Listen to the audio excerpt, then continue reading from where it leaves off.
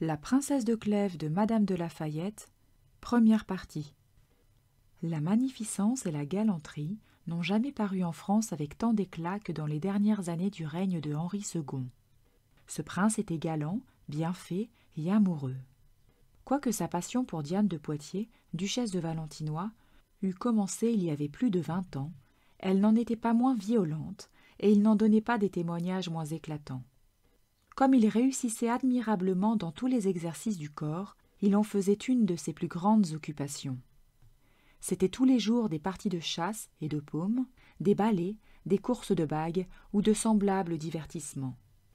Les couleurs et les chiffres de Madame de Valentinois paraissaient partout, et elle paraissait elle-même avec tous les ajustements que pouvait avoir Mademoiselle de la Marck, sa petite-fille, qui était alors à marier. La présence de la reine autorisait la sienne. Cette princesse était belle, quoiqu'elle eût passé la première jeunesse. Elle aimait la grandeur, la magnificence et les plaisirs. Le roi l'avait épousée lorsqu'il était encore duc d'Orléans et qu'il avait pour aîné le dauphin, qui mourut à Tournon. Prince que sa naissance et ses grandes qualités destinaient à remplir dignement la place du roi François Ier, son père. L'humeur ambitieuse de la reine lui faisait trouver une grande douceur à régner. Il semblait qu'elle souffrit sans peine l'attachement du roi pour la duchesse de Valentinois, et elle n'en témoignait aucune jalousie. Mais elle avait une si profonde dissimulation qu'il était difficile de juger de ses sentiments. Et la politique l'obligeait d'approcher cette duchesse de sa personne, afin d'en approcher aussi le roi. Ce prince aimait le commerce des femmes, même de celles dont il n'était pas amoureux. Il demeurait tous les jours chez la reine à l'heure du cercle, où tout ce qu'il y avait de plus beau et de mieux fait de l'un et de l'autre sexe ne manquait pas de se trouver. Jamais cour n'a eu tant de belles personnes et d'hommes admirablement bien faits. Et il semblait que la nature eût pris plaisir à placer ce qu'elle donne de plus beau dans les plus grandes princesses et dans les plus grands princes. Madame Élisabeth de France, qui fut depuis reine d'Espagne, commençait à faire paraître un esprit surprenant et cette incomparable beauté qui lui a été si funeste. Marie Stuart, reine d'Écosse, qui venait d'épouser Monsieur le Dauphin et qu'on appelait la reine dauphine, était une personne parfaite pour l'esprit et pour le corps. Elle avait été élevée à la cour de France, elle en avait pris toute la politesse. Et elle était née avec tant de disposition pour toutes les belles choses que, malgré sa grande jeunesse, elle les aimait et s'y connaissait mieux que personne. La reine, sa belle-mère, et madame, sœur du roi, aimaient aussi les vers, la comédie et la musique. Le goût que le roi François Ier avait eu pour la poésie et pour les lettres régnait encore en France. Et le roi, son fils, aimant les exercices du corps, tous les plaisirs étaient à la cour. Mais ce qui rendait cette cour belle et majestueuse était le nombre infini de princes et de grands seigneurs d'un mérite extraordinaire. Ce que je vais nommer était, en des manières différentes, l'ornement et l'admiration de leur siècle.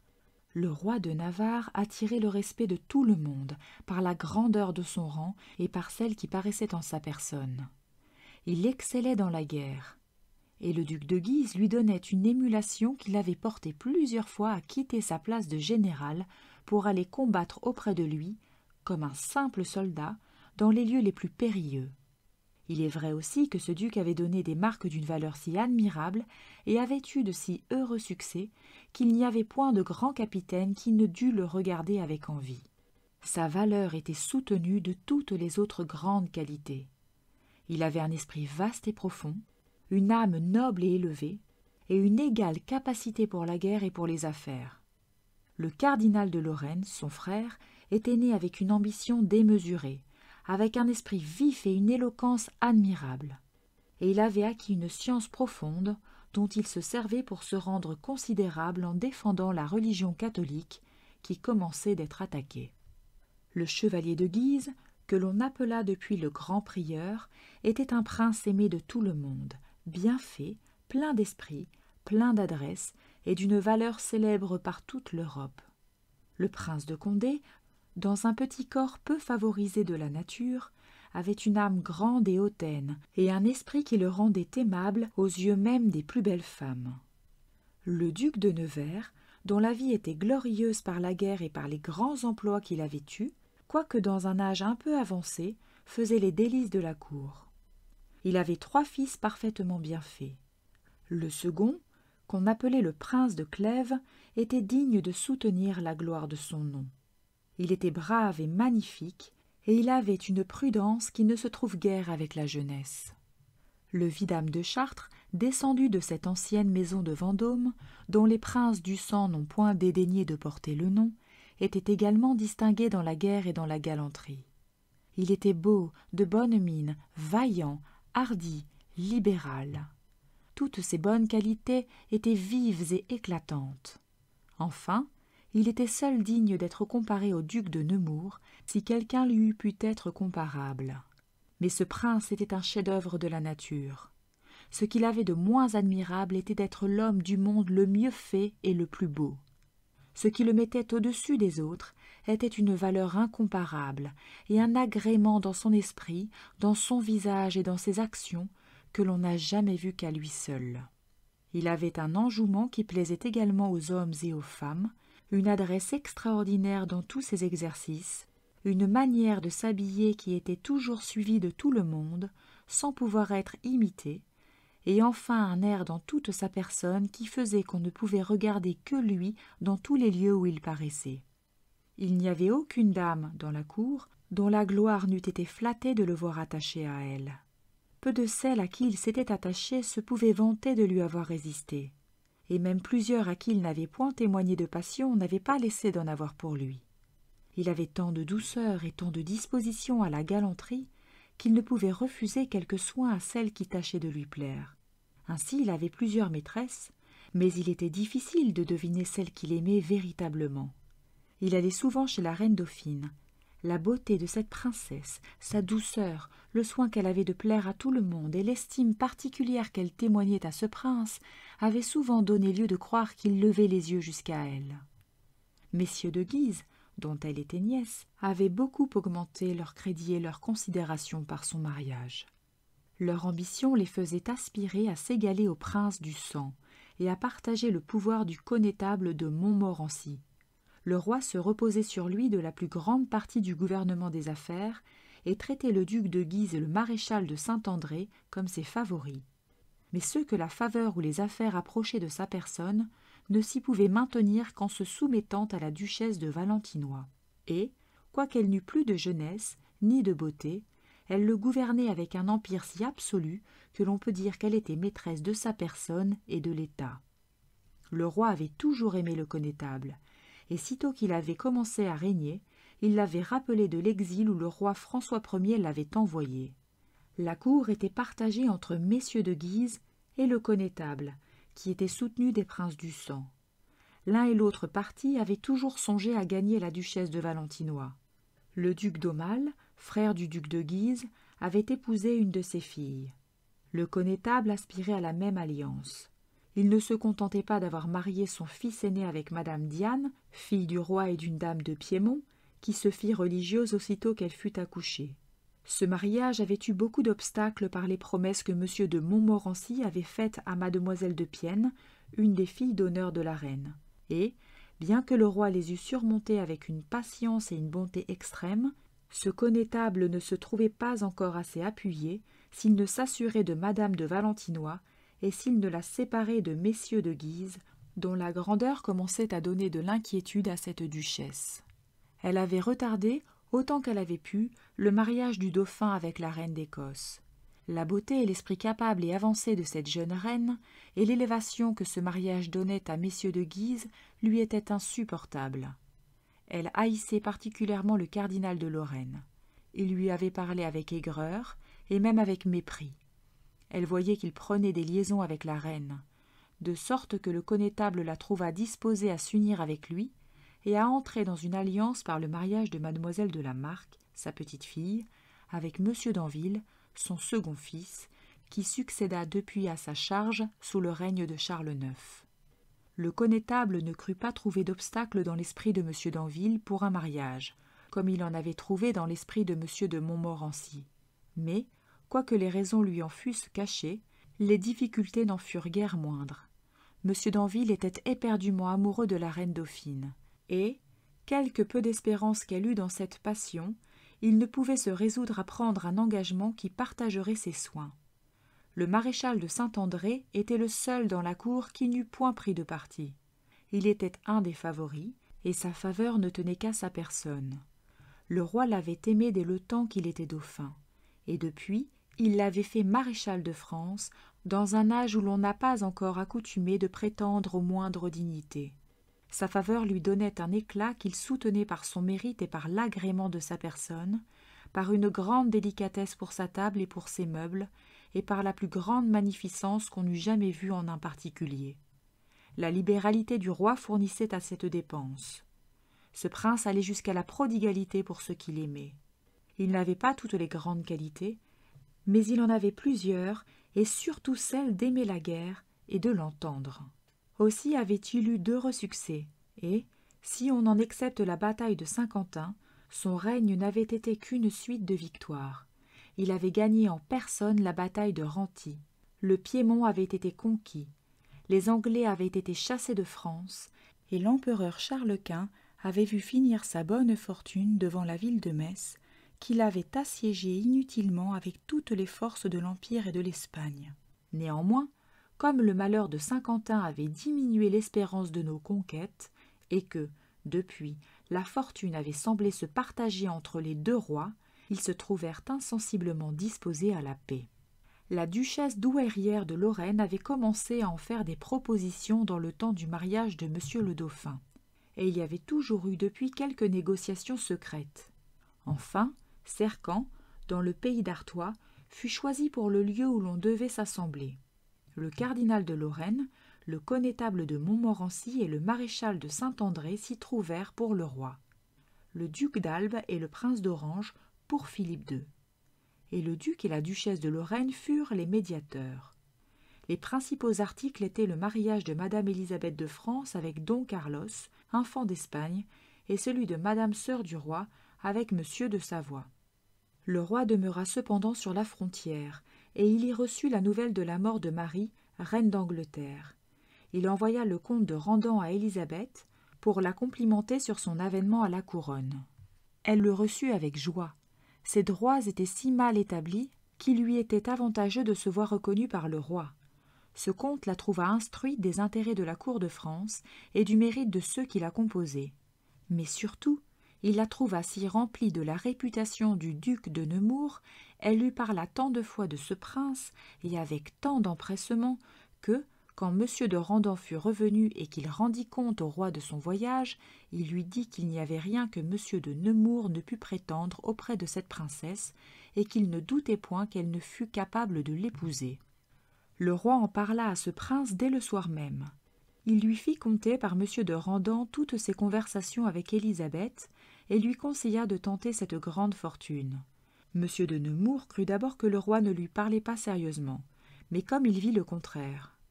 « Au moins, sire, lui dit-il, si je m'embarque dans une entreprise chimérique, par le conseil et pour le service de votre majesté, je la supplie de me garder le secret jusqu'à ce que le succès me justifie vers le public, et de vouloir bien ne me pas faire paraître rempli d'une assez grande vanité pour prétendre qu'une reine qui ne m'a jamais vue me veuille épouser par amour. » Le roi lui promit de ne parler qu'au connétable de ce dessein, et il jugea même le secret nécessaire pour le succès. M. de Randan conseillait à M. de Nemours d'aller en Angleterre sur le simple prétexte de voyager, mais ce prince ne put s'y résoudre. Il envoya Lignerolles, qui était un jeune homme d'esprit, son favori, pour voir les sentiments de la reine et pour tâcher de commencer quelque liaison. En attendant l'événement de ce voyage, il alla voir le duc de Savoie, qui était alors à Bruxelles avec le roi d'Espagne. La mort de Marie d'Angleterre apporta de grands obstacles à la paix. L'assemblée se rompit à la fin de novembre, et le roi revint à Paris. Il parut alors une beauté à la cour qui attira les yeux de tout le monde, et l'on doit croire que c'était une beauté parfaite, puisqu'elle donna de l'admiration dans un lieu où l'on était si accoutumé à voir de belles personnes. Elle était de la même maison que le vidame de Chartres, et une des plus grandes héritières de France. Son père était mort jeune, et l'avait laissée sous la conduite de madame de Chartres, sa femme, dont le bien, la vertu et le mérite étaient extraordinaires. Après avoir perdu son mari, elle avait passé plusieurs années sans revenir à la cour. Pendant son absence, elle avait donné ses soins à l'éducation de sa fille. Mais elle ne travailla pas seulement à cultiver son esprit et sa beauté, elle songea aussi à lui donner de la vertu et à la lui rendre aimable. La plupart des mères s'imaginent qu'il suffit de ne parler jamais de galanterie devant les jeunes personnes pour les en éloigner. Madame de Chartres avait une opinion opposée.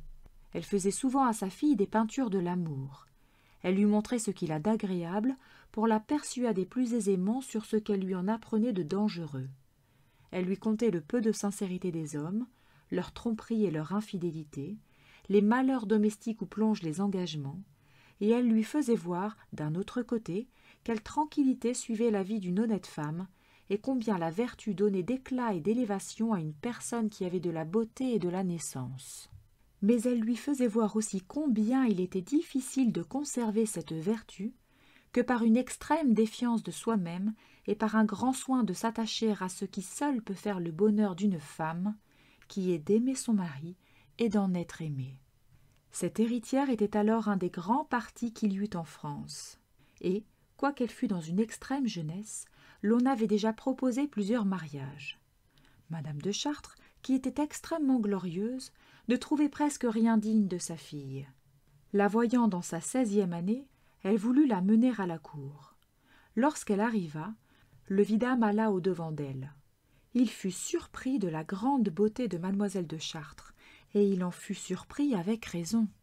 La blancheur de son teint et ses cheveux blonds lui donnaient un éclat que l'on n'a jamais vu qu'à elle. Tous ses traits étaient réguliers, et son visage et sa personne étaient pleins de grâce et de charme. Le lendemain qu'elle fut arrivée, elle alla pour assortir des pierreries chez un Italien qui en trafiquait par tout le monde. Cet homme était venu de Florence avec la reine, et s'était tellement enrichi dans son trafic que sa maison paraissait plutôt celle d'un grand seigneur que d'un marchand. Comme elle y était, le prince de Clèves y arriva. Il fut tellement surpris de sa beauté qu'il ne put cacher sa surprise. Et mademoiselle de Chartres ne put s'empêcher de rougir en voyant l'étonnement qu'elle lui avait donné. Elle se remit néanmoins, sans témoigner d'autre attention aux actions de ce prince que celle que la civilité lui devait donner pour un homme tel qu'il paraissait. Monsieur de Clèves la regardait avec admiration, et il ne pouvait comprendre qui était cette belle personne qu'il ne connaissait point. Il voyait bien, par son air et par tout ce qui était à sa suite, qu'elle devait être d'une grande qualité. Sa jeunesse lui faisait croire que c'était une fille, mais, ne lui voyant point de mère, et l'Italien qui ne la connaissait point l'appelant madame, il ne savait que penser, et il la regardait toujours avec étonnement. Il s'aperçut que ses regards l'embarrassaient, contre l'ordinaire des jeunes personnes qui voient toujours avec plaisir l'effet de leur beauté. Il lui parut même qu'il était cause qu'elle avait de l'impatience de s'en aller, et en effet elle sortit assez promptement. Monsieur de Clèves se consola de la perdre de vue, dans l'espérance de savoir qui elle était. Mais il fut bien surpris quand il sut qu'on ne la connaissait point. Il demeura si touché de sa beauté et de l'air modeste qu'il avait remarqué dans ses actions, qu'on peut dire qu'il conçut pour elle, dès ce moment, une passion et une estime extraordinaires. Il alla le soir chez madame, sœur du roi. Cette princesse était dans une grande considération par le crédit qu'elle avait sur le roi son frère, et ce crédit était si grand que le roi, en faisant la paix, consentait à rendre le Piémont pour lui faire épouser le duc de Savoie. Quoiqu'elle eût désiré toute sa vie de se marier, elle n'avait jamais voulu épouser qu'un souverain, et elle avait refusé pour cette raison le roi de Navarre, lorsqu'il était duc de Vendôme, et avait toujours souhaité monsieur de Savoie. Elle avait conservé de l'inclination pour lui depuis qu'elle l'avait vu à Nice, à l'entrevue du roi François Ier et du pape Paul III. Comme elle avait beaucoup d'esprit et un grand discernement pour les belles choses, elle attirait tous les honnêtes gens, et il y avait de certaines heures où toute la cour était chez elle. Monsieur de Clèves y vint comme à l'ordinaire. Il était si rempli de l'esprit et de la beauté de mademoiselle de Chartres qu'il ne pouvait parler d'autre chose. Il conta tout haut son aventure, et ne pouvait se lasser de donner des louanges à cette personne qu'il avait vue, qu'il ne connaissait point. Madame lui dit qu'il n'y avait point de personne comme celle qu'il dépeignait, et que, s'il y en avait quelqu'une, elle serait connue de tout le monde. Madame de Dampierre, qui était sa dame d'honneur et amie de madame de Chartres, entendant cette conversation, s'approcha de cette princesse et lui dit tout bas que c'était sans doute mademoiselle de Chartres que monsieur de Clèves avait vue. Madame se retourna vers lui et lui dit que, s'il voulait revenir chez elle le lendemain, elle lui ferait voir cette beauté dont il était si touché. Mademoiselle de Chartres parut en effet le jour suivant. Elle fut reçue des reines avec tous les agréments qu'on peut s'imaginer, et avec une telle admiration de tout le monde qu'elle n'entendait autour d'elle que des louanges. Elle les recevait avec une modestie si noble qu'il ne semblait pas qu'elle les entendît, ou du moins qu'elle en fût touchée. Elle alla ensuite chez madame, sœur du roi. Cette princesse, après avoir loué sa beauté, lui conta l'étonnement qu'elle avait donné à M. de Clèves. Ce prince entra un moment après. « Venez, lui dit-elle, voyez si je ne vous tiens pas ma parole, et si, en vous montrant mademoiselle de Chartres, je ne vous fais pas voir cette beauté que vous cherchiez. Remerciez-moi au moins de lui avoir appris l'admiration que vous aviez déjà pour elle. » Monsieur de Clèves sentit de la joie de voir que cette personne qu'il avait trouvée si aimable était d'une qualité proportionnée à sa beauté. Il s'approcha d'elle, et il la supplia de se souvenir qu'il avait été le premier à l'admirer, et que, sans la connaître, il avait eu pour elle tous les sentiments de respect et d'estime qui lui étaient dus.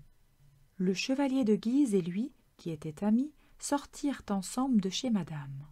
Ils louèrent d'abord mademoiselle de Chartres sans se contraindre. Ils trouvèrent enfin qu'il la louait trop, et ils cessèrent l'un et l'autre de dire ce qu'ils en pensaient. Mais ils furent contraints d'en parler les jours suivants partout où ils se rencontrèrent. Cette nouvelle beauté fut longtemps le sujet de toutes les conversations. La reine lui donna de grandes louanges et eut pour elle une considération extraordinaire. La reine dauphine en fit une de ses favorites et pria madame de Chartres de la mener souvent chez elle. Mesdames, filles du roi, l'envoyaient chercher pour être de tous les divertissements. Enfin, elle était aimée et admirée de toute la cour, excepté de madame de Valentinois. Ce n'est pas que cette beauté lui donnât de l'ombrage. Une trop longue expérience lui avait appris qu'elle n'avait rien à craindre auprès du roi. Mais elle avait tant de haine pour le vidame de Chartres qu'elle avait souhaité d'attacher à elle par le mariage d'une de ses filles, et qui s'était attachée à la reine, qu'elle ne pouvait regarder favorablement une personne qui portait son nom et pour qui il faisait paraître une grande amitié. Le prince de Clèves devint passionnément amoureux de mademoiselle de Chartres et souhaitait ardemment de l'épouser. Mais il craignait que l'orgueil de madame de Chartres ne fût blessé de donner sa fille à un homme qui n'était pas l'aîné de sa maison. Cependant, cette maison était si grande, et le comte de, qui en était l'aîné, venait d'épouser une personne si proche de la maison royale, que c'était plutôt la timidité que donne l'amour que de véritables raisons qui causaient les craintes de M. de Clèves. Il avait un grand nombre de rivaux. Le chevalier de Guise lui paraissait le plus redoutable par sa naissance, par son mérite et par l'éclat que la faveur donnait à sa maison.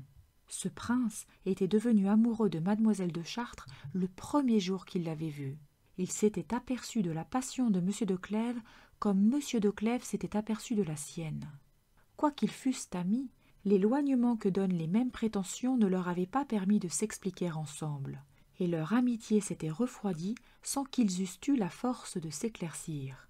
L'aventure qui était arrivée à M. de Clèves d'avoir vu le premier mademoiselle de Chartres lui paraissait un heureux présage, et il semblait lui donner quelque avantage sur ses rivaux. Mais il prévoyait de grands obstacles par le duc de Nevers, son père. Ce duc avait d'étroites liaisons avec la duchesse de Valentinois. Elle était ennemie du vidame, et cette raison était suffisante pour empêcher le duc de Nevers de consentir que son fils pensât à sa nièce. Madame de Chartres, qui avait eu tant d'application pour inspirer la vertu à sa fille, ne discontinua pas de prendre les mêmes soins dans un lieu où ils étaient si nécessaires et où il y avait tant d'exemples si dangereux. L'ambition et la galanterie étaient l'âme de cette cour et occupaient également les hommes et les femmes. Il y avait tant d'intérêts et tant de cabales différentes, et les dames y avaient tant de part que l'amour était toujours mêlé aux affaires et les affaires à l'amour. Personne n'était tranquille ni indifférent. On songeait à s'élever, à plaire, à servir ou à nuire. On ne connaissait ni l'ennui ni l'oisiveté, et on était toujours occupé des plaisirs ou des intrigues. Les dames avaient des attachements particuliers pour la reine dauphine, pour la reine de Navarre, pour madame sœur du roi ou pour la duchesse de Valentinois. Les inclinations, les raisons de bienséance ou le rapport d'humeur faisaient ces différents attachements. Celle qui avait passé la première jeunesse et qui faisait profession d'une vertu plus austère était attachée à la reine. Celles qui étaient plus jeunes et qui cherchaient la joie et la galanterie faisaient leur cour à la reine dauphine. La reine de Navarre avait ses favorites. Elle était jeune et elle avait du pouvoir sur le roi son mari. Il était joint au connétable et avait par là beaucoup de crédit. Madame, sœur du roi, conservait encore de la beauté et attirait plusieurs dames auprès d'elle. La duchesse de Valentinois avait toutes celles qu'elle daignait regarder, mais peu de femmes lui étaient agréables, et, excepté quelques-unes qui avaient sa familiarité et sa confiance, et dont l'humeur avait du rapport avec la sienne, elle n'en recevait chez elle que les jours où elle prenait plaisir à avoir une cour comme celle de la reine. Toutes ces différentes cabales avaient de l'émulation et de l'envie les unes contre les autres. Les dames qui les composaient avaient aussi de la jalousie entre elles, ou pour la faveur, ou pour les amants. Les intérêts de grandeur et d'élévation se trouvaient souvent joints à ces autres intérêts moins importants, mais qui n'étaient pas moins sensibles. Ainsi, il y avait une sorte d'agitation sans désordre dans cette cour qui la rendait très agréable, mais aussi très dangereuse pour une jeune personne. Madame de Chartres voyait ce péril et ne songeait qu'au moyen d'en garantir sa fille. Elle la pria, non pas comme sa mère, mais comme son amie, de lui faire confidence de toutes les galanteries qu'on lui dirait, et elle lui promit de lui aider à se conduire dans des choses où l'on était souvent embarrassé quand on était jeune. Le chevalier de Guise fit tellement paraître les sentiments et les desseins qu'il avait pour mademoiselle de Chartres qu'ils ne furent ignorés de personne. Il ne voyait néanmoins que de l'impossibilité dans ce qu'il désirait. Il savait bien qu'il n'était point un parti qui convînt à mademoiselle de Chartres par le peu de bien qu'il avait pour soutenir son rang. Et il savait bien aussi que ses frères n'approuveraient pas qu'il se mariât, par la crainte de l'abaissement que les mariages des cadets apportent d'ordinaire dans les grandes maisons. Le cardinal de Lorraine lui fit bientôt voir qu'il ne se trompait pas. Il condamna l'attachement qu'il témoignait pour mademoiselle de Chartres avec une chaleur extraordinaire, mais il ne lui en dit pas les véritables raisons. Ce cardinal avait une haine pour le vidame qui était secrète alors et qui éclata depuis. Il eût plutôt consenti à voir son frère entrer dans toute autre alliance que dans celle de ce vidame, et il déclara si publiquement combien il en était éloigné que madame de Chartres en fut sensiblement offensée. Elle prit de grands soins de faire voir que le cardinal de Lorraine n'avait rien à craindre et qu'elle ne songeait pas à ce mariage. Le vidame prit la même conduite et sentit encore plus que madame de Chartres celle du cardinal de Lorraine parce qu'il en savait mieux la cause. Le prince de Clèves n'avait pas donné des marques moins publiques de sa passion qu'avait fait le chevalier de Guise. Le duc de Nevers apprit cet attachement avec chagrin. Il crut néanmoins qu'il n'avait qu'à parler à son fils pour le faire changer de conduite. Mais il fut bien surpris de trouver en lui le dessein formé d'épouser mademoiselle de Chartres. Il blâma ce dessein, il s'emporta et cacha si peu son emportement que le sujet s'en répandit bientôt à la cour et alla jusqu'à madame de Chartres. Elle n'avait pas mis en doute que M. de Nevers ne regardât le mariage de sa fille comme un avantage pour son fils. Elle fut bien étonnée que la maison de Clèves et celle de Guise craignissent son alliance au lieu de la souhaiter. Le dépit qu'elle eut lui fit penser à trouver un parti pour sa fille qui la mit au-dessus de ceux qui se croyaient au-dessus d'elle.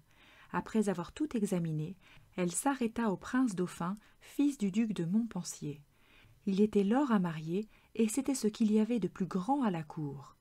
Comme madame de Chartres avait beaucoup d'esprit, qu'elle était aidée du vidame, qui était dans une grande considération, et qu'en effet sa fille était un parti considérable, elle agit avec tant d'adresse et tant de succès que M. de Montpensier parut souhaiter ce mariage, et il semblait qu'il ne s'y pouvait trouver de difficulté. Le vidame, qui savait l'attachement de M. d'Anville pour la reine dauphine, crut néanmoins qu'il fallait employer le pouvoir que cette princesse avait sur lui pour l'engager à servir mademoiselle de Chartres auprès du roi et auprès du prince de Montpensier, dont il était ami intime. Il en parla à cette reine, et elle entra avec joie dans une affaire où il s'agissait de l'élévation d'une personne qu'elle aimait beaucoup.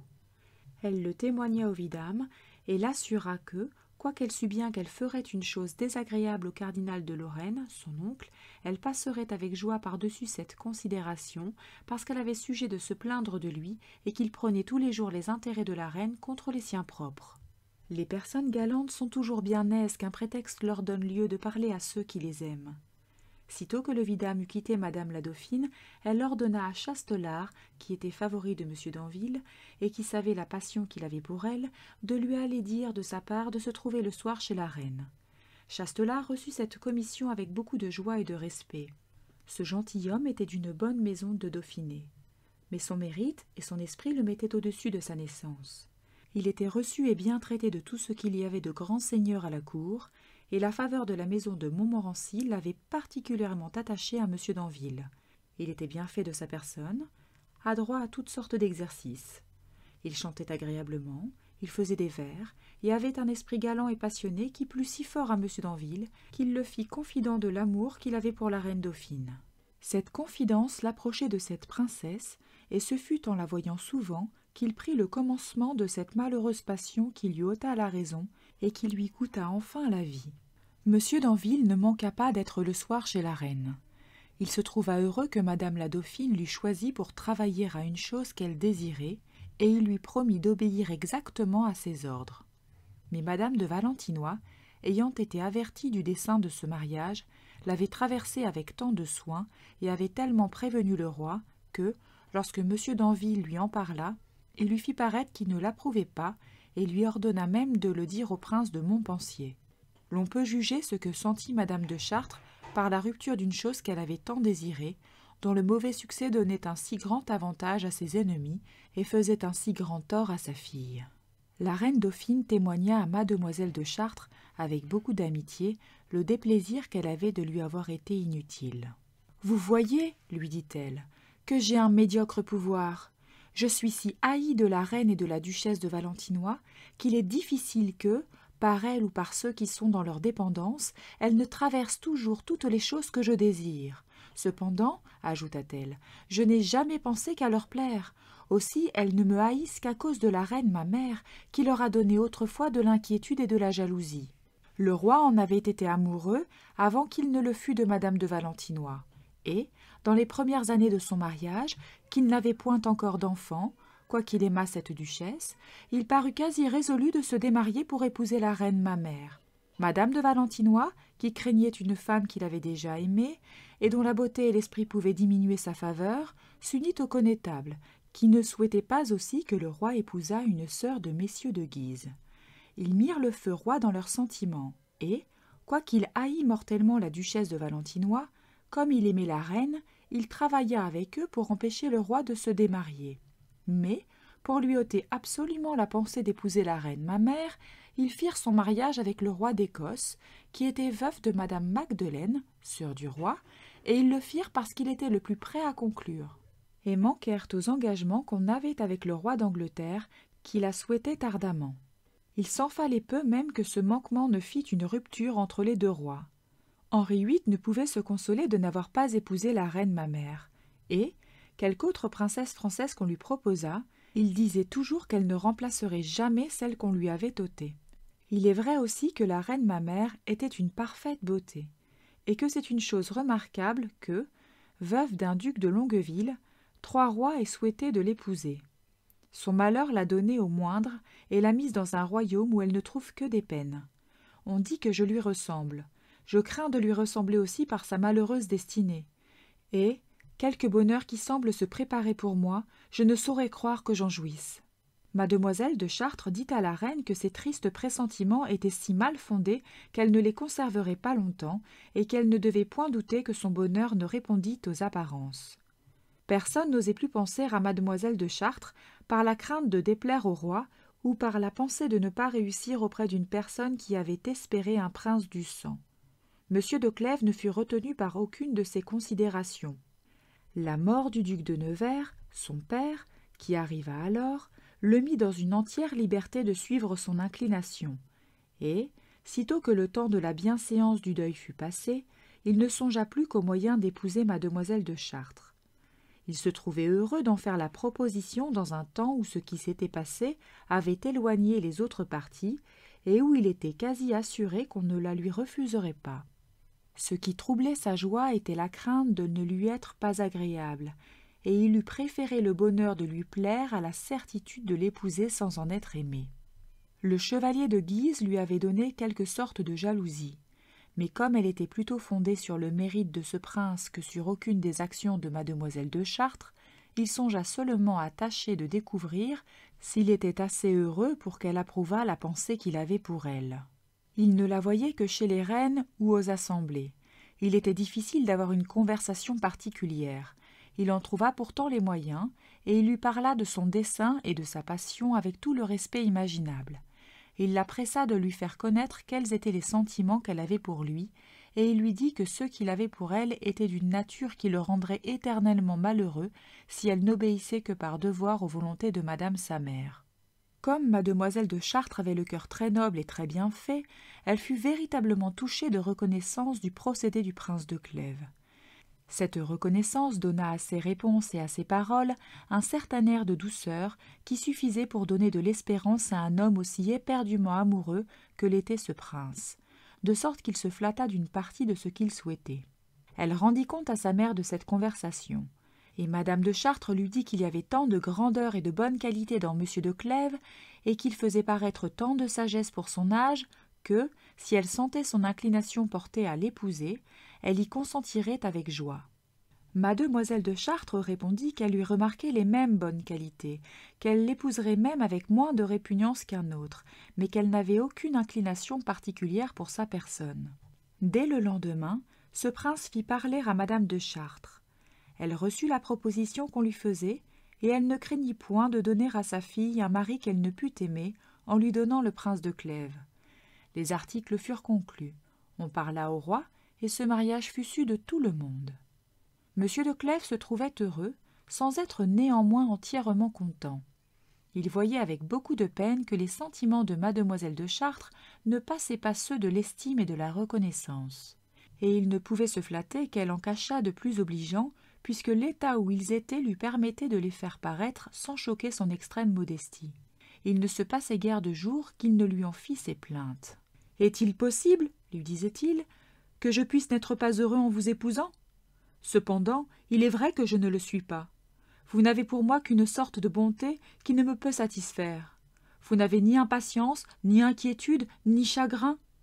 Vous n'êtes pas plus touché de ma passion que vous le seriez d'un attachement qui ne serait fondé que sur les avantages de votre fortune, et non pas sur les charmes de votre personne. »« Il y a de l'injustice à vous plaindre, » lui répondit-elle. « Je ne sais ce que vous pouvez souhaiter au-delà de ce que je fais, et il me semble que la bienséance ne permet pas que j'en fasse davantage. »« Il est vrai, » lui répliqua-t-il, « que vous me donnez de certaines apparences dont je serais content s'il y avait quelque chose au-delà. Mais, au lieu que la bienséance vous retienne, c'est elle seule qui vous fait faire ce que vous faites. Je ne touche ni votre inclination, ni votre cœur, et ma présence ne vous donne ni de plaisir, ni de trouble. »« Vous ne sauriez douter, reprit-elle, que je n'ai de la joie de vous voir, et je rougis si souvent en vous voyant, que vous ne sauriez douter aussi que votre vue ne me donne du trouble. »« Je ne me trompe pas à votre rougeur, répondit-il. C'est un sentiment de modestie, et non pas un mouvement de votre cœur, et je n'en tire que l'avantage que j'en dois tirer. » Mademoiselle de Chartres ne savait que répondre, et ses distinctions étaient au-dessus de ses connaissances. Monsieur de Clèves ne voyait que trop combien elle était éloignée d'avoir pour lui des sentiments qui le pouvaient satisfaire, puisqu'il lui paraissait même qu'elle ne les entendait pas. Le chevalier de Guise revint d'un voyage peu de jours avant les noces. Il avait vu tant d'obstacles insurmontables au dessein qu'il avait eu d'épouser mademoiselle de Chartres qu'il n'avait pu se flatter d'y réussir. Et néanmoins il fut sensiblement affligé de la voir devenir la femme d'un autre. Cette douleur n'éteignit pas sa passion, et il ne demeura pas moins amoureux. Mademoiselle de Chartres n'avait pas ignoré les sentiments que ce prince avait eus pour elle. Il lui fit connaître, à son retour, qu'elle était cause de l'extrême tristesse qui paraissait sur son visage. Et il avait tant de mérite et tant d'agréments qu'il était difficile de le rendre malheureux sans en avoir quelque pitié. Aussi ne se pouvait-elle défendre d'en avoir. Mais cette pitié ne la conduisait pas à d'autres sentiments. Elle contait à sa mère la peine que lui donnait l'affection de ce prince. Madame de Chartres admirait la sincérité de sa fille, et elle l'admirait avec raison, car jamais personne n'en a eu une si grande et si naturelle. Mais elle n'admirait pas moins que son cœur ne fût point touché, et d'autant plus qu'elle voyait bien que le prince de Clèves ne l'avait pas touché, non plus que les autres. Cela fut cause qu'elle prit de grands soins de l'attacher à son mari, et de lui faire comprendre ce qu'elle devait à l'inclination qu'il avait eue pour elle avant que de la connaître, et à la passion qu'il lui avait témoignée en la préférant à tous les autres partis, dans un temps où personne n'osait plus penser à elle. Ce mariage s'acheva. La cérémonie s'en fit au Louvre, et le soir le roi et les reines vinrent souper chez madame de Chartres avec toute la cour, où ils furent reçus avec une magnificence admirable.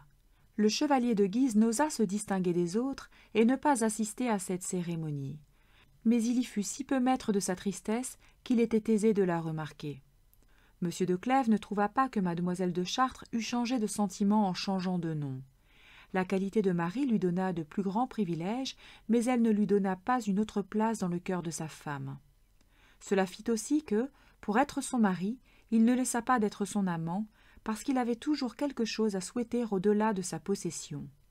Et, quoiqu'elle vécût parfaitement bien avec lui, il n'était pas entièrement heureux.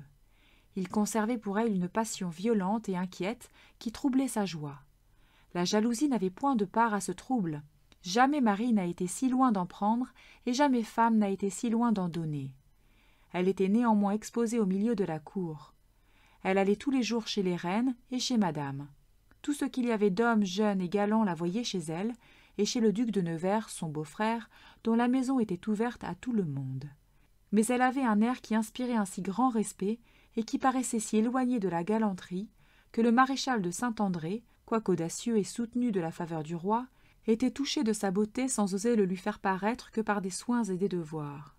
Plusieurs autres étaient dans le même état, et madame de Chartres joignait à la sagesse de sa fille une conduite si exacte pour toutes les bienséances qu'elle achevait de la faire paraître une personne où l'on ne pouvait atteindre. La duchesse de Lorraine, en travaillant à la paix, avait aussi travaillé pour le mariage du duc de Lorraine, son fils. Il avait été conclu avec madame Claude de France, seconde fille du roi. Les noces en furent résolues pour le mois de février. Cependant, le duc de Nemours était demeuré à Bruxelles, entièrement rempli et occupé de ses desseins pour l'Angleterre. Il en recevait ou y envoyait continuellement des courriers. Ses espérances augmentaient tous les jours, et enfin Lignerolles lui manda qu'il était temps que sa présence vînt achever ce qui était si bien commencé. Il reçut cette nouvelle avec toute la joie que peut avoir un jeune homme ambitieux qui se voit porté au trône par sa seule réputation.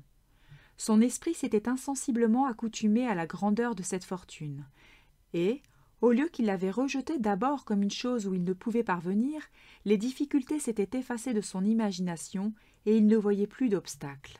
Il envoya en diligence à Paris donner tous les ordres nécessaires pour faire un équipage magnifique, afin de paraître en Angleterre avec un éclat proportionné au dessein qui l'y conduisait, et il se hâta lui-même de venir à la cour pour assister au mariage de M. de Lorraine.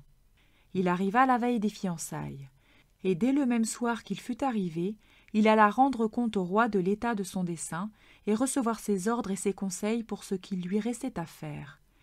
Il alla ensuite chez les reines. Madame de Clèves n'y était pas, de sorte qu'elle ne le vit point, et ne sut pas même qu'il fût arrivé. Elle avait ouï parler de ce prince à tout le monde, comme de ce qu'il y avait de mieux fait et de plus agréable à la cour, et surtout madame la dauphine le lui avait dépeint d'une sorte et lui en avait parlé tant de fois qu'elle lui avait donné de la curiosité et même de l'impatience de le voir. Elle passa tout le jour des fiançailles chez elle à se parer, pour se trouver le soir au bal et au festin royal qui se faisait au Louvre. Lorsqu'elle arriva, l'on admira sa beauté et sa parure. Le bal commença, et, comme elle dansa avec M. de Guise, il se fit un assez grand bruit vers la porte de la salle, comme de quelqu'un qui entrait et à qui on faisait de la place. Madame de Clèves acheva de danser, et, pendant qu'elle cherchait des yeux quelqu'un qu'elle avait dessein de prendre, le roi lui cria de prendre celui qui arrivait. Elle se tourna et vit un homme qu'elle crut d'abord ne pouvoir être que M. de Nemours, qui passait par-dessus quelques sièges pour arriver où l'on dansait. Ce prince était fait d'une sorte qu'il était difficile de n'être pas surprise de le voir quand on ne l'avait jamais vu. Surtout ce soir-là, où le soin qu'il avait pris de se parer augmentait encore l'air brillant qui était dans sa personne. Mais il était difficile aussi de voir madame de Clèves pour la première fois sans avoir un grand étonnement. M. de Nemours fut tellement surpris de sa beauté que, lorsqu'il fut proche d'elle et qu'elle lui fit la révérence, il ne put s'empêcher de donner des marques de son admiration. Quand ils commencèrent à danser, il s'éleva dans la salle un murmure de louanges. Le roi et les reines se souvinrent qu'ils ne s'étaient jamais vus et trouvèrent quelque chose de singulier de les voir danser ensemble sans se connaître. Ils les appelèrent quand ils eurent fini, sans leur donner le loisir de parler à personne, et leur demandèrent s'ils n'avaient pas bien envie de savoir qui ils étaient et s'ils ne s'en doutaient point. « Pour moi, madame, dit M. de Nemours, je n'ai pas d'incertitude.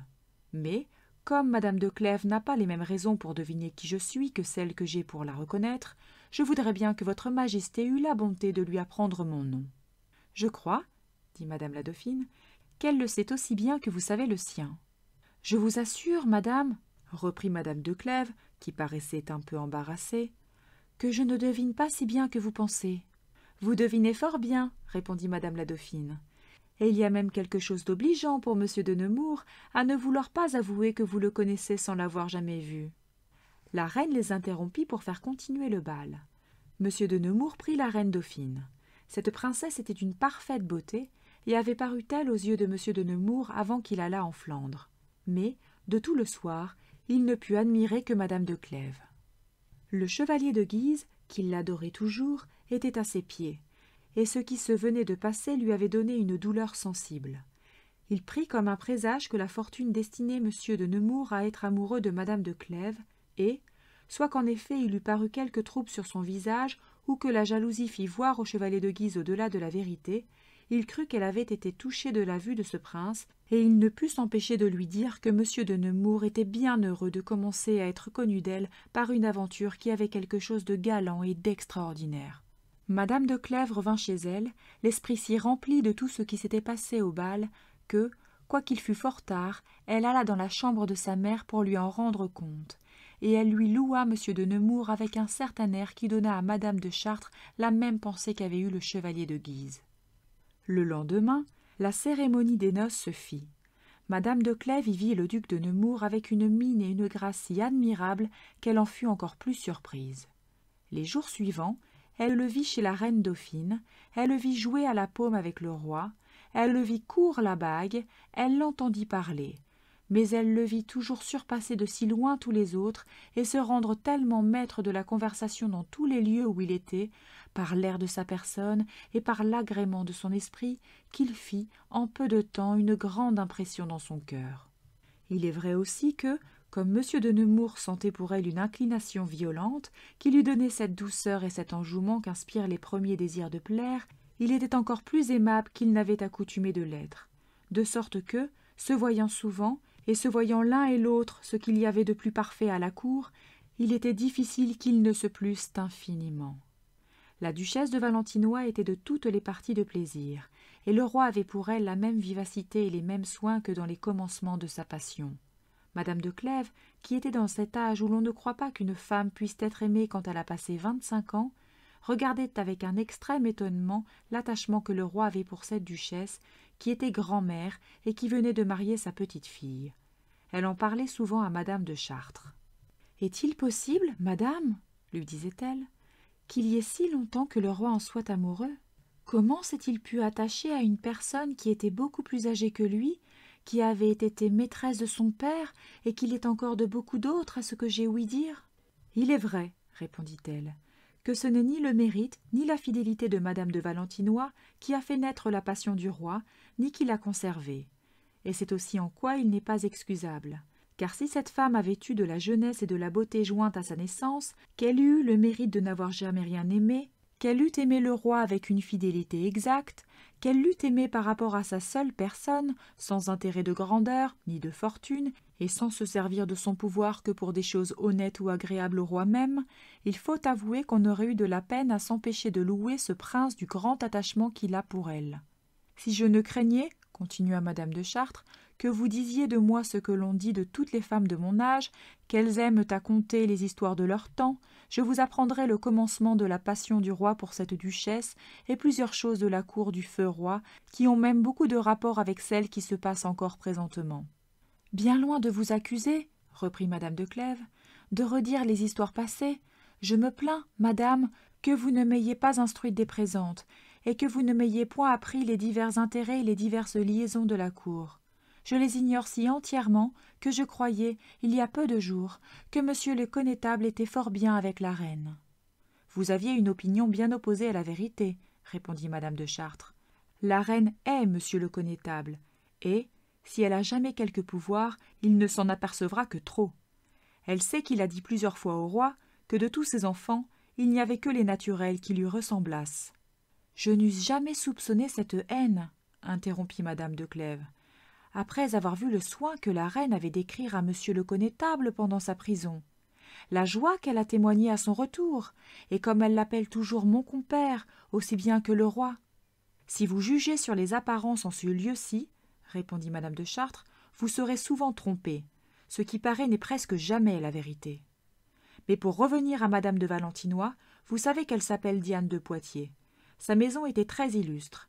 Elle vient des anciens ducs d'Aquitaine, son aïeule était fille naturelle de Louis XI, et enfin il n'y a rien que de grand dans sa naissance. Saint-Vallier, son père, se trouva embarrassé dans l'affaire du connétable de Bourbon, dont vous avez ouï parler. Il fut condamné à avoir la tête tranchée et conduit sur l'échafaud. Sa fille, dont la beauté était admirable et qui avait déjà plu au feu roi, fit si bien, je ne sais par quel moyen, qu'elle obtint l'avis de son père. On lui porta sa grâce comme il n'attendait que le coup de la mort. Mais la peur l'avait tellement saisi qu'il n'avait plus de connaissance, et il mourut peu de jours après. Sa fille parut à la cour comme la maîtresse du roi. Le voyage d'Italie et la prison de ce prince interrompirent cette passion. Lorsqu'il revint d'Espagne et que madame la régente alla au-devant de lui à Bayonne, elle mena toutes ses filles, parmi lesquelles était mademoiselle de Pisseleu, qui a été depuis la duchesse d'Estampes. Le roi en devint amoureux. Elle était inférieure en naissance, en esprit et en beauté à madame de Valentinois, et elle n'avait au-dessus d'elle que l'avantage de la grande jeunesse. Je lui ai ouï dire plusieurs fois qu'elle était née le jour que Diane de Poitiers avait été mariée. La haine le lui faisait dire, mais non pas la vérité, car je suis bien trompée si la duchesse de Valentinois n'épousa monsieur de Brezé, grand sénéchal de Normandie, dans le même temps que le roi devint amoureux de madame d'Estampes. Jamais il n'y a eu une si grande haine que l'a été celle de ces deux femmes. La duchesse de Valentinois ne pouvait pardonner à madame d'Estampes de lui avoir ôté le titre de maîtresse du roi. Madame d'Estampes avait une jalousie violente contre madame de Valentinois parce que le roi conservait un commerce avec elle. Ce prince n'avait pas une fidélité exacte pour ses maîtresses. Il y en avait toujours une qui avait le titre et les honneurs, mais les dames que l'on appelait de la petite bande le partageaient tour à tour. La perte du dauphin son fils, qui mourut à Tournon et que l'on crut empoisonné, lui donna une sensible affliction. Il n'avait pas la même tendresse ni le même goût pour son second fils qui règne présentement. Il ne lui trouvait pas assez de hardiesse ni assez de vivacité. Il s'en plaignit un jour à madame de Valentinois, et elle lui dit qu'elle voulait le faire devenir amoureux d'elle pour le rendre plus vif et plus agréable. Elle y réussit comme vous le voyez. Il y a plus de 20 ans que cette passion dure, sans qu'elle ait été altérée ni par le temps, ni par les obstacles. Le feu roi s'y opposa d'abord, et, soit qu'il eût encore assez d'amour pour madame de Valentinois pour avoir de la jalousie, ou qu'il fût poussé par la duchesse d'Estampes, qui était au désespoir que monsieur le dauphin fût attaché à son ennemi, il est certain qu'il vit cette passion avec une colère et un chagrin dont il donnait tous les jours des marques. Son fils ne craignit ni sa colère ni sa haine, et rien ne put l'obliger à diminuer son attachement ni à le cacher. Il fallut que le roi s'accoutumât à le souffrir. Aussi cette opposition à ses volontés l'éloigna encore de lui, et l'attacha davantage au duc d'Orléans, son troisième fils. C'était un prince bien fait, beau, plein de feu et d'ambition, d'une jeunesse fougueuse, qui avait besoin d'être modéré, mais qui eût fait aussi un prince d'une grande élévation, si l'âge eût mûri son esprit. Le rang d'aîné qu'avait le dauphin, et la faveur du roi qu'avait le duc d'Orléans, faisaient entre eux une sorte d'émulation qui allait jusqu'à la haine. Cette émulation avait commencé dès leur enfance, et s'était toujours conservée.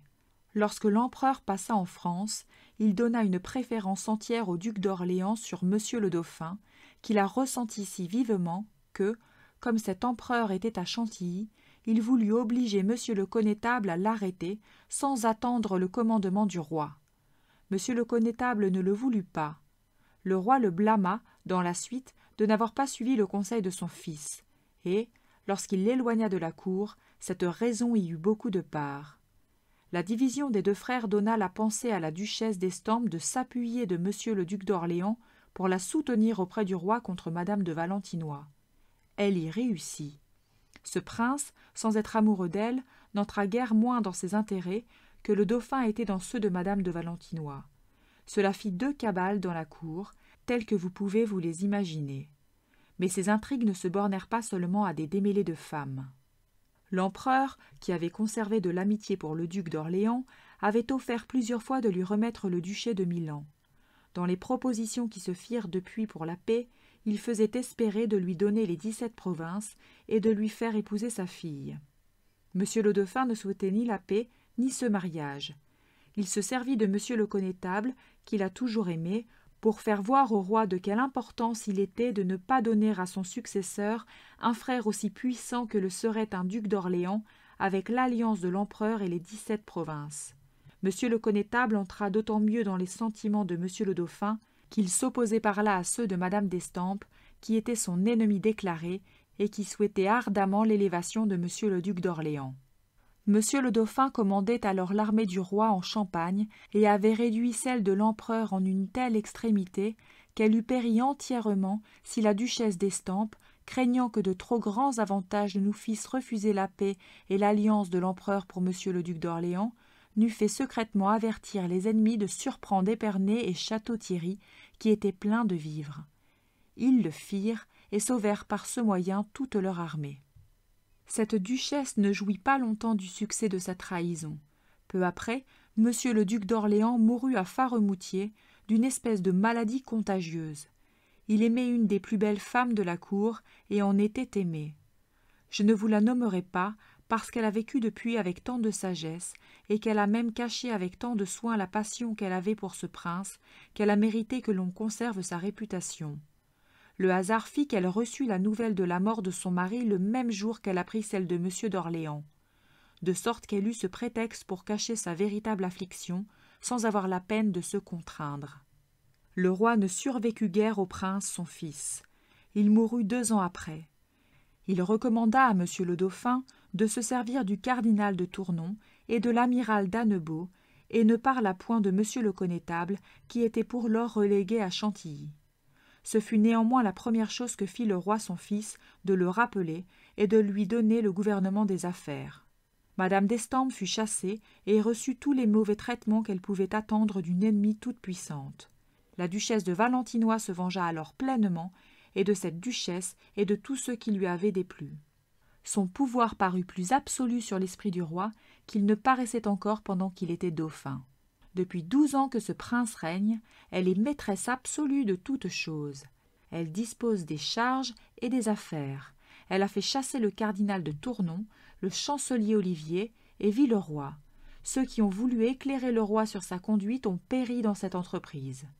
Le comte de Tex, grand maître de l'artillerie, qui ne l'aimait pas, ne put s'empêcher de parler de ses galanteries, et surtout de celles du comte de Brissac, dont le roi avait déjà eu beaucoup de jalousie. Néanmoins, elle fit si bien que le comte de Tex fut disgracié. On lui ôta sa charge, et, ce qui est presque incroyable, elle la fit donner au comte de Brissac, et la fait ensuite maréchal de France. La jalousie du roi augmenta néanmoins d'une telle sorte qu'il ne put souffrir que ce maréchal demeurât à la cour.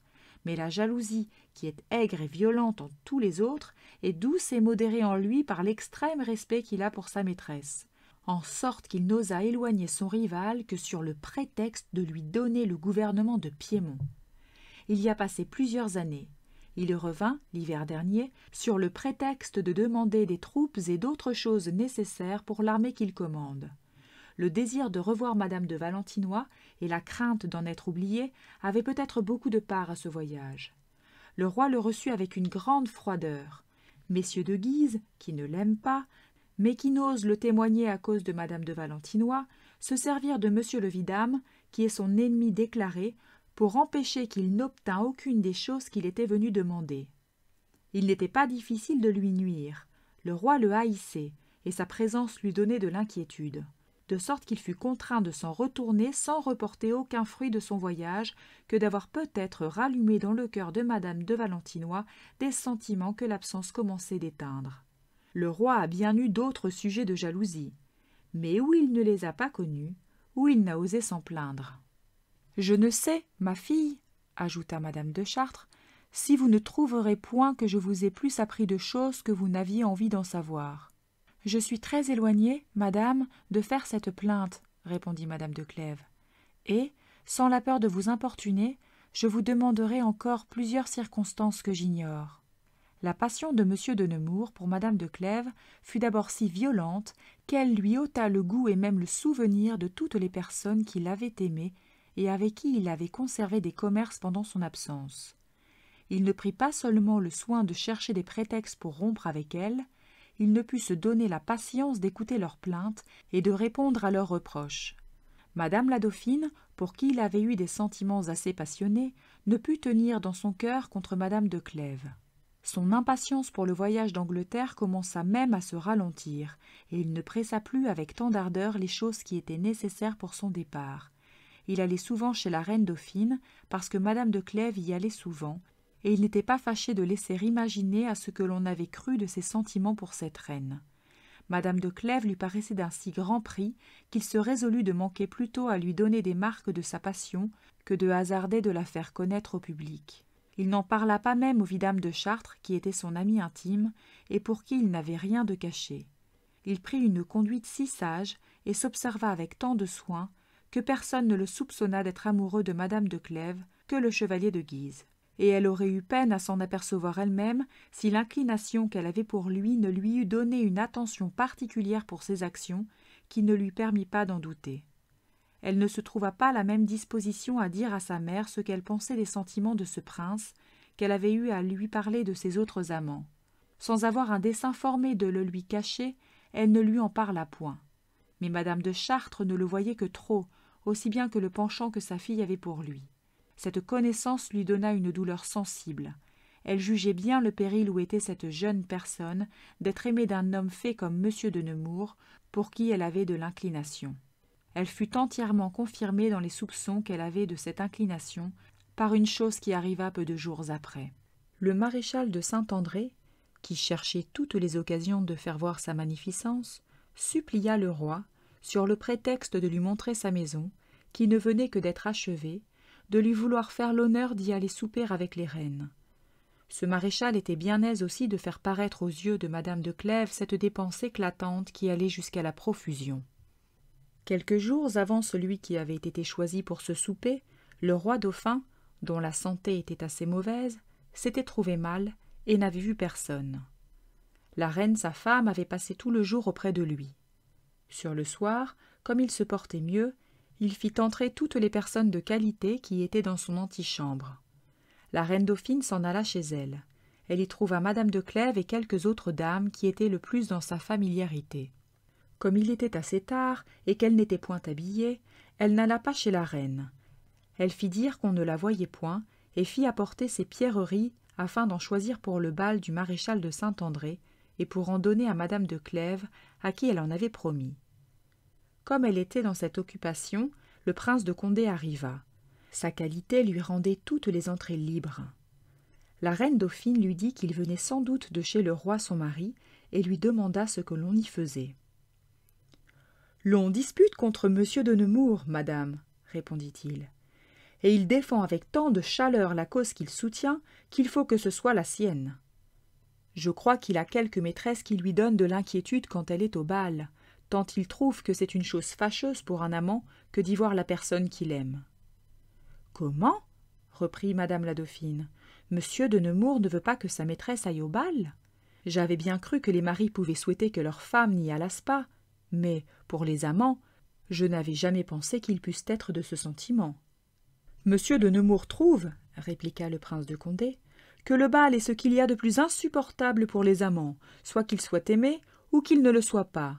Il dit que, s'ils sont aimés, ils ont le chagrin de l'être moins pendant plusieurs jours, qu'il n'y a point de femme que le soin de sa parure n'empêche de songer à son amant, qu'elles sont entièrement occupées, que ce soin de se parer est pour tout le monde, aussi bien pour celui qu'elles aiment, que, lorsqu'elles sont au bal, elles veulent plaire à tous ceux qui les regardent, que, quand elles sont contentes de leur beauté, elles en ont une joie dont leur amant ne fait pas la plus grande partie. Il dit aussi que, quand on n'est point aimé, on souffre encore davantage de voir sa maîtresse dans une assemblée, que plus elle est admirée du public, plus on se trouve malheureux de n'en être point aimé, que l'on craint toujours que sa beauté ne fasse naître quelque amour plus heureux que le sien. Enfin, il trouve qu'il n'y a point de souffrance pareille à celle de voir sa maîtresse au bal, si ce n'est de savoir qu'elle y est et de n'y être pas. » Madame de Clèves ne faisait pas semblant d'entendre ce que disait le prince de Condé, mais elle l'écoutait avec attention. Elle jugeait aisément quelle part elle avait à l'opinion que soutenait M. de Nemours, et surtout à ce qu'il disait du chagrin de n'être pas au bal où était sa maîtresse, parce qu'il ne devait pas être à celui du maréchal de Saint-André, et que le roi l'envoyait au-devant du duc de Ferrare. La reine dauphine riait avec le prince de Condé, et n'approuvait pas l'opinion de M. de Nemours. « Il n'y a qu'une occasion, madame, » lui dit ce prince, « où M. de Nemours consente que sa maîtresse aille au bal, qu'alors que c'est lui qui le donne. Et il dit que l'année passée qu'il en donna un à votre majesté, il trouva que sa maîtresse lui faisait une faveur d'y venir, quoiqu'elle ne semblât que vous y suivre, que c'est toujours faire une grâce à un amant que d'aller prendre sa part à un plaisir qu'il donne, que c'est aussi une chose agréable pour l'amant, que sa maîtresse le voie le maître d'un lieu où est toute la cour, et qu'elle le voie se bien acquitter d'en faire les honneurs. « Monsieur de Nemours avait raison, » dit la reine dauphine en souriant, « d'approuver que sa maîtresse allât au bal. Il y avait alors un si grand nombre de femmes à qui il donnait cette qualité, que, si elles n'y fussent point venues, il y aurait eu peu de monde. » Sitôt que le prince de Condé avait commencé à conter les sentiments de M. de Nemours sur le bal, Madame de Clèves avait senti une grande envie de ne point aller à celui du maréchal de Saint-André. Elle entra aisément dans l'opinion qu'il ne fallait pas aller chez un homme dont elle était aimée, et elle fut bien aise d'avoir une raison de sévérité pour faire une chose qui était une faveur pour M. de Nemours. Elle emporta néanmoins la parure que lui avait donnée la reine dauphine. Mais le soir, lorsqu'elle la montra à sa mère, elle lui dit qu'elle n'avait pas dessein de s'en servir, que le maréchal de Saint-André prenait tant de soin de faire voir qu'il était attaché à elle, qu'elle ne doutait point qu'il ne voulût aussi faire croire qu'elle aurait part au divertissement qu'il devait donner au roi, et que, sous prétexte de faire l'honneur de chez lui, il lui rendrait des soins dont peut-être elle serait embarrassée. Madame de Chartres combattit quelque temps l'opinion de sa fille, comme la trouvant particulière, mais, voyant qu'elle s'y opiniâtrait, elle s'y rendit, et lui dit qu'il fallait donc qu'elle fît la malade pour avoir un prétexte de n'y pas aller, parce que les raisons qui l'en empêchaient ne seraient pas approuvées, et qu'il fallait même empêcher qu'on ne les soupçonnât. Madame de Clèves consentit volontiers à passer quelques jours chez elle, pour ne point aller dans un lieu où M. de Nemours ne devait pas être, et il partit sans avoir le plaisir de savoir qu'elle n'irait pas. Il revint le lendemain du bal. Il sut qu'elle ne s'y était pas trouvée, mais, comme il ne savait pas que l'on eût redit devant elle la conversation de chez le roi dauphin, il était bien éloigné de croire qu'il fût assez heureux pour l'avoir empêché d'y aller. Le lendemain, comme il était chez la reine et qu'il parlait à madame la dauphine, madame de Chartres et madame de Clèves y vinrent et s'approchèrent de cette princesse. Madame de Clèves était un peu négligée, comme une personne qui s'était trouvée mal, mais son visage ne répondait pas à son habillement. « Vous voilà si belle, lui dit madame la dauphine, que je ne saurais croire que vous ayez été malade. Je pense que monsieur le prince de Condé, en vous contant l'avis de monsieur de Nemours sur le bal, vous a persuadé que vous feriez une faveur au maréchal de Saint-André d'aller chez lui, et que c'est ce qui vous a empêché d'y venir. » Madame de Clèves rougit de ce que madame la dauphine devinait si juste, et de ce qu'elle disait devant monsieur de Nemours ce qu'elle avait deviné. Madame de Chartres vit dans ce moment pourquoi sa fille n'avait pas voulu aller au bal, et pour empêcher que monsieur de Nemours ne le jugeât aussi bien qu'elle, elle prit la parole avec un air qui semblait appuyé sur la vérité. « Je vous assure, madame, dit-elle à madame la dauphine, que votre majesté fait plus d'honneur à ma fille qu'elle n'en mérite. Elle était véritablement malade, mais je crois que, si je ne l'en eusse empêchée, elle n'eût pas laissé de vous suivre et de se montrer aussi changée qu'elle était, pour avoir le plaisir de voir tout ce qu'il y a eu d'extraordinaire au divertissement d'hier soir. » Madame la dauphine crut ce que disait madame de Chartres. Monsieur de Nemours fut bien fâché d'y trouver de l'apparence. Néanmoins, la rougeur de madame de Clèves lui fit soupçonner que ce que madame la dauphine avait dit n'était pas entièrement éloigné de la vérité. Madame de Clèves avait d'abord été fâchée que monsieur de Nemours eût eu lieu de croire que c'était lui qui l'avait empêché d'aller chez le maréchal de Saint-André. Mais ensuite elle avait senti quelque espèce de chagrin que sa mère lui en eût entièrement ôté l'opinion. Quoique l'assemblée de Cercamp eût été rompue, les négociations pour la paix avaient toujours continué, et les choses s'y disposèrent d'une telle sorte que, sur la fin de février, on se rassembla à Cateau-Cambrésis. Les mêmes députés y retournèrent. Et l'absence du maréchal de Saint-André défit M. de Nemours du rival qui lui était plus redoutable par l'attention qu'il avait à observer ceux qui approchaient madame de Clèves que par le progrès qu'il pouvait faire auprès d'elle. Madame de Chartres n'avait pas voulu laisser voir à sa fille qu'elle connaissait ses sentiments pour ce prince, de peur de se rendre suspecte sur les choses qu'elle avait envie de lui dire. Elle se mit un jour à parler de lui. Elle lui en dit du bien, et y mêla beaucoup de louanges empoisonnées sur la sagesse qu'il avait d'être incapable de devenir amoureux, et sur ce qu'il ne se faisait qu'un plaisir, et non pas un attachement sérieux du commerce des femmes. « Ce n'est pas, ajouta-t-elle, que l'on ne l'ait soupçonné d'avoir une grande passion pour la reine dauphine. Je vois même qu'il y va très souvent, et je vous conseille d'éviter autant que vous pourrez de lui parler, et surtout en particulier, parce que, madame la dauphine vous traitant comme elle le fait, on dirait bientôt que vous êtes leur confidente, et vous savez combien cette réputation est désagréable. Je suis d'avis, si ce bruit continue, que vous alliez un peu moins chez madame la dauphine, afin de ne vous pas trouver mêlée dans des aventures de galanterie. Madame de Clèves n'avait jamais ouï parler de monsieur de Nemours et de madame la dauphine. Elle fut si surprise de ce que lui dit sa mère, et elle crut si bien voir combien elle s'était trompée dans tout ce qu'elle avait pensé des sentiments de ce prince, qu'elle en changea de visage. Madame de Chartres s'en aperçut. Il vint du monde dans ce moment. Madame de Clèves s'en alla chez elle et s'enferma dans son cabinet. L'on ne peut exprimer la douleur qu'elle sentit de connaître, parce que lui venait de dire sa mère, l'intérêt qu'elle prenait à monsieur de Nemours. Elle n'avait encore osé se l'avouer à elle-même. Elle vit alors que les sentiments qu'elle avait pour lui étaient ceux que M. de Clèves lui avait tant demandés. Elle trouva combien il était honteux de les avoir pour un autre que pour son mari, qui les méritait. Elle se sentit blessée et embarrassée de la crainte que M. de Nemours ne la voulût faire servir de prétexte à madame la dauphine, et cette pensée la détermina à conter à madame de Chartres ce qu'elle ne lui avait point encore dit. Elle alla le lendemain matin dans sa chambre pour exécuter ce qu'elle avait résolu.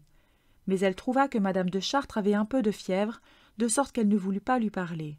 Ce mal paraissait néanmoins si peu de chose que madame de Clèves ne laissa pas d'aller l'après-dîner chez madame la dauphine. Elle était dans son cabinet avec 2 ou 3 dames, qui étaient le plus avant dans sa familiarité. « Nous parlions de monsieur de Nemours, » lui dit cette reine en la voyant, « et nous admirions combien il est changé depuis son retour de Bruxelles. Devant que d'y aller, il avait un nombre infini de maîtresses, et c'était même un défaut en lui, car il ménageait également celles qui avaient du mérite et celles qui n'en avaient pas. Depuis qu'il est revenu, il ne connaît ni les unes ni les autres. Il n'y a jamais eu un si grand changement. Je trouve même qu'il y en a dans son humeur, et qu'il est moins gai que de coutume. » Madame de Clèves ne répondit rien, et elle pensait avec honte qu'elle aurait pris tout ce que l'on disait du changement de ce prince pour des marques de sa passion, si elle n'avait point été détrompée. Elle se sentait quelque aigreur contre madame la dauphine de lui voir chercher des raisons et s'étonner d'une chose dont apparemment elle savait mieux la vérité que personne.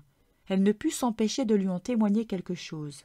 Et, comme les autres dames s'éloignèrent, elle s'approcha d'elle et lui dit tout bas : « Est-ce aussi pour moi, madame, que vous venez de parler, et voudriez-vous me cacher que vous fussiez celle qui a fait changer de conduite à monsieur de Nemours ? » « Vous êtes injuste, » lui dit madame la dauphine.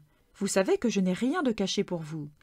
Il est vrai que monsieur de Nemours, devant que d'aller à Bruxelles, a eu, je crois, intention de me laisser entendre qu'il ne me haïssait pas. Mais, depuis qu'il est revenu, il ne m'a même pas paru qu'il se souvînt des choses qu'il avait faites. Et j'avoue que j'ai de la curiosité de savoir ce qui l'a fait changer. Il sera bien difficile que je ne le démêle, ajouta-t-elle.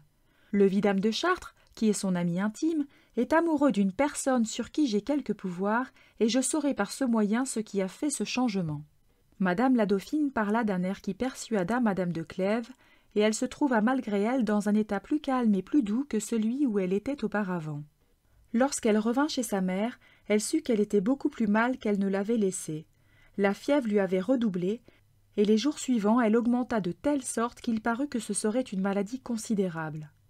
Madame de Clèves était dans une affliction extrême, elle ne sortait point de la chambre de sa mère. Monsieur de Clèves y passait aussi presque tous les jours, et par l'intérêt qu'il prenait à madame de Chartres, et pour empêcher sa femme de s'abandonner à la tristesse, mais pour avoir aussi le plaisir de la voir, sa passion n'étant point diminuée. Monsieur de Nemours, qui avait toujours eu beaucoup d'amitié pour lui, n'avait pas cessé de lui en témoigner depuis son retour de Bruxelles. Pendant la maladie de madame de Chartres, ce prince trouva le moyen de voir plusieurs fois madame de Clèves, en faisant semblant de chercher son mari, ou de le venir prendre pour le mener promener. Il le cherchait même à des heures où il savait bien qu'il n'y était pas. Et, sous le prétexte de l'attendre, il demeurait dans l'antichambre de madame de Chartres, où il y avait toujours plusieurs personnes de qualité. Madame de Clèves y venait souvent, et, pour être affligée, elle n'en paraissait pas moins belle à M. de Nemours. Il lui faisait voir combien il prenait d'intérêt à son affliction, et lui en parlait avec un air si doux et si soumis qu'il la persuadait aisément que ce n'était pas de madame la dauphine dont il était amoureux. Elle ne pouvait s'empêcher d'être troublée de sa vue et d'avoir pourtant du plaisir à le voir. Mais quand elle ne le voyait plus, et qu'elle pensait que ce charme qu'elle trouvait dans sa vue était le commencement des passions, il s'en fallait peu qu'elle ne crût le haïr par la douleur que lui donnait cette pensée. Madame de Chartres empira si considérablement que l'on commença à désespérer de sa vie. Elle reçut ce que les médecins lui dirent du péril où elle était, avec un courage digne de sa vertu et de sa piété. Après qu'ils furent sortis, elle fit retirer tout le monde et appeler madame de Clèves. « Il faut nous quitter, ma fille, » lui dit-elle en lui tendant la main. « Le péril où je vous laisse et le besoin que vous avez de moi augmentent le déplaisir que j'ai de vous quitter. Vous avez de l'inclination pour monsieur de Nemours. Je ne vous demande point de me l'avouer. Je ne suis plus en état de me servir de votre sincérité pour vous conduire. Il y a déjà longtemps que je me suis aperçue de cette inclination, mais je ne vous en ai pas voulu parler d'abord, de peur de vous en faire apercevoir vous-même. Vous ne la connaissez que trop présentement. Vous êtes sur le bord du précipice. Il faut de grands efforts et de grandes violences pour vous retenir. Songez ce que vous devez à votre mari, songez ce que vous devez à vous-même, et pensez que vous allez perdre cette réputation que vous vous êtes acquise et que je vous ai tant souhaitée. Ayez de la force et du courage, ma fille. Retirez-vous de la cour, obligez votre mari de vous emmener. Ne craignez point de prendre des partis trop rudes et trop difficiles. Quelque affreux qu'ils vous paraissent d'abord, ils seront plus doux dans les suites que les malheurs d'une galanterie. Si d'autres raisons que celles de la vertu et de votre devoir vous pouvaient obliger à ce que je souhaite, je vous dirais que, si quelque chose était capable de troubler le bonheur que j'espère en sortant de ce monde, ce serait de vous voir tomber comme les autres femmes. Mais, si ce malheur vous doit arriver, je reçois la mort avec joie, pour n'en être pas le témoin. » Madame de Clèves fondait en larmes sur la main de sa mère, qu'elle tenait serrée entre les siennes. Et madame de Chartres se sentant touchée elle-même, « Adieu, ma fille, » lui dit-elle. « Finissons une conversation qui nous attendrit trop l'une et l'autre, et souvenez-vous, si vous pouvez, de tout ce que je viens de vous dire. » Elle se tourna de l'autre côté en achevant ces paroles, et commanda à sa fille d'appeler ses femmes, sans vouloir l'écouter ni parler davantage. Madame de Clèves sortit de la chambre de sa mère en l'état que l'on peut imaginer, et madame de Chartres ne songea plus qu'à se préparer à la mort. Elle vécut encore 2 jours, pendant lesquels elle ne voulut plus revoir sa fille, qui était la seule chose à quoi elle se sentait attachée. Madame de Clèves était dans une affliction extrême, son mari ne la quittait point, et, sitôt que madame de Chartres fut expirée, il l'emmena à la campagne pour l'éloigner d'un lieu qui ne faisait qu'aigrir sa douleur. On n'en a jamais vu de pareil. Quoique la tendresse et la reconnaissance y eussent la plus grande part, le besoin qu'elle sentait qu'elle avait de sa mère pour se défendre contre monsieur de Nemours ne laissait pas d'y en avoir beaucoup. Elle se trouvait malheureuse d'être abandonnée à elle-même dans un temps où elle était si peu maîtresse de ses sentiments, et où elle eût tant souhaité d'avoir quelqu'un qui pût la plaindre et lui donner de la force. La manière dont M. de Clèves en usait pour elle lui faisait souhaiter plus fortement que jamais de ne manquer à rien de ce qu'elle lui devait. Elle lui témoignait aussi plus d'amitié et plus de tendresse qu'elle n'avait encore fait. Elle ne voulait point qu'il la quittât, et il lui semblait qu'à force de s'attacher à lui, il la défendrait contre M. de Nemours. Ce prince vint voir M. de Clèves à la campagne. Il fit ce qu'il put pour rendre aussi une visite à madame de Clèves, mais elle ne le voulut point recevoir, et sentant bien qu'elle ne pouvait s'empêcher de le trouver aimable, elle avait fait une sorte de résolution de s'empêcher de le voir et d'en éviter toutes les occasions qui dépendraient d'elle. M. de Clèves vint à Paris pour faire sa cour et promit à sa femme de s'en retourner le lendemain. Il ne revint néanmoins que le jour d'après. « Je vous attendis tout hier, » lui dit madame de Clèves lorsqu'il arriva, « et je vous dois faire des reproches de n'être pas venu comme vous me l'aviez promis. Vous savez que si je pouvais sentir une nouvelle affliction en l'état où je suis, ce serait la mort de madame de Tournon, que j'ai apprise ce matin. J'en aurais été touchée quand je ne l'aurais point connue. C'est toujours une chose digne de pitié qu'une femme jeune et belle comme celle-là soit morte en 2 jours. Mais de plus, c'était une des personnes du monde qui me plaisait davantage et qui paraissait avoir autant de sagesse que de mérite. Je fus très fâchée de ne pas revenir hier, répondit M. de Clèves. Mais j'étais si nécessaire à la consolation d'un malheureux qu'il m'était impossible de le quitter. Pour madame de Tournon, je ne vous conseille pas d'en être affligée, si vous la regrettez comme une femme pleine de sagesse et digne de votre estime. Vous m'étonnez, reprit madame de Clèves, et je vous ai ouï dire plusieurs fois qu'il n'y avait point de femme à la cour que vous estimassiez davantage. Il est vrai, répondit-il, mais les femmes sont incompréhensibles, et quand je les vois toutes, je me trouve si heureux de vous avoir que je ne saurais assez admirer mon bonheur.